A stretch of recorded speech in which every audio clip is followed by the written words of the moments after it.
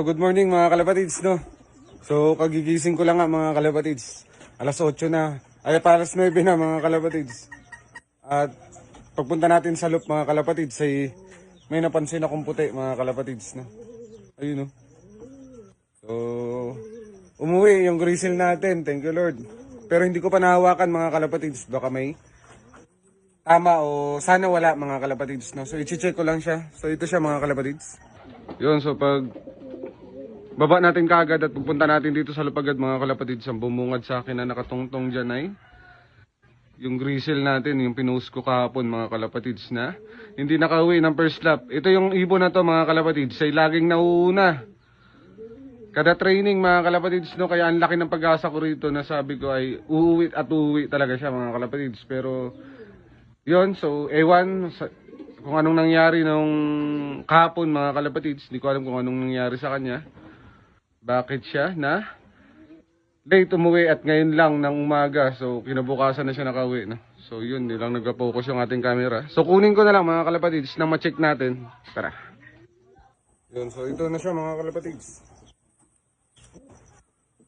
So check natin kung may tama. Wala naman mga kalapatids, no? Ang nangyari dito at bakit ngayon lang siya umuwi mga kalapatids. Yung bulutong niya sa mata, wala na yan. Nakaranan, laki-laki, pero uwi nang uwi. Ngayon wala nang bulutong, ngayon lang. Huh? Wala naman tama mga kalapatids. Gutos naman yung katawan niya. Ewan. Anong nangyari sa'yo at ngayon ka lang umuwi? Ano namang inaasahan ka eh. So sinali kasi natin to mga kalapatids ng off color. Nag-iisang grizzle natin. Nag-iisang off color lang rin natin mga kalapatids, no? Kaya sinalihan ko na rin siya dahil nga nakikitaan ko siya ng potential mga kalapatids, no? So ang bilis niya rin talagang umuwi. Kada training siya yung nauuna. So ewan anong nangyari ng first lap. Ganun pa man mga kalapatids, hindi pa rin tayo panghihinaan. May 3 laps pa. Butas nga lang, pero ganun pa man tuloy ng laban mga kalapatids, no? Baka sakaling makaangat pa siya kahit pa paano, no?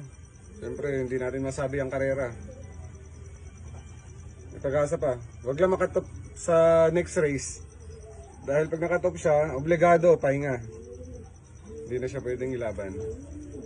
Yon, at maraming salamat sa mga nagka-comment na to mga kalapatids na uuwi at uuwi daw yung ating warriors mga kalapatids, no? Thank you, no? Maraming salamat sa mga comment nyo na uuwi siya. At eto na nga mga kalapatids, umuwi talaga.